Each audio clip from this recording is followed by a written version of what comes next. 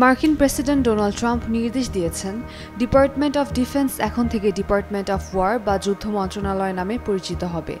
স্থানীয় সময় শুক্রবার ৫ সেপ্টেম্বর এ সংক্রান্ত এক নির্বাহী আদেশে তিনি স্বাক্ষর করেছেন।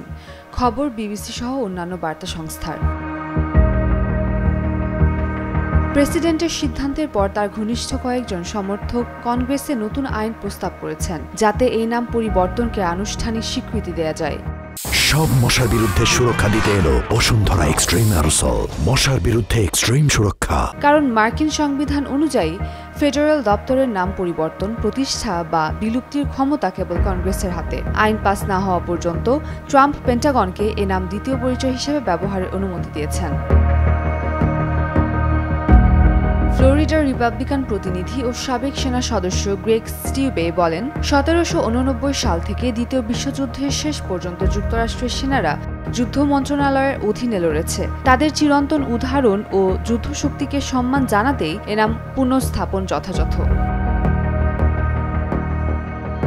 ট্রাম্প বলেন, আমরা তখন নাম পাল্টে প্রতিরক্ষামুখী করতে ডিপার্টমেন্ট অফ ডিফেন্স করেছিলাম, কিন্তু এখন আবার যুদ্ধ মন্ত্রণালয়ে ফিরছি। পেন্টাগনের প্রধান পিট হেগসেথও ট্রাম্পের সঙ্গে সুর মিলিয়ে জানান, নাম পরিবর্তনের পর থেকে আমরা কোনো বড় যুদ্ধ জিতিনি। এখন থেকে শুধু প্রতিরক্ষা নয়, প্রয়োজনে আক্রমণও করব।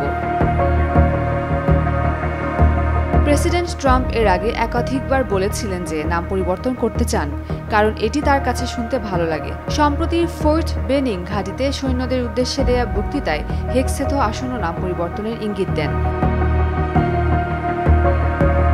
গত মাসে ট্রাম্প সাংবাদিকদের বলেন, যখন এর নাম ছিল যুদ্ধ মন্ত্রণালয়, তখন আমাদের অবিশ্বাস্য জয়ের ইতিহাস ছিল। পরে আমরা নাম বদলাই আর জয় কমে যায়। কংগ্রেসের অনুমোদন লাগতে পারে এমন প্রশ্নে ট্রাম্প আত্মবিশ্বাসের সঙ্গে বলেন, আমরা করে ফেলব, প্রয়োজনে কংগ্রেসও সমর্থন দেবে। ক্রান্তি, ডেইলি সান।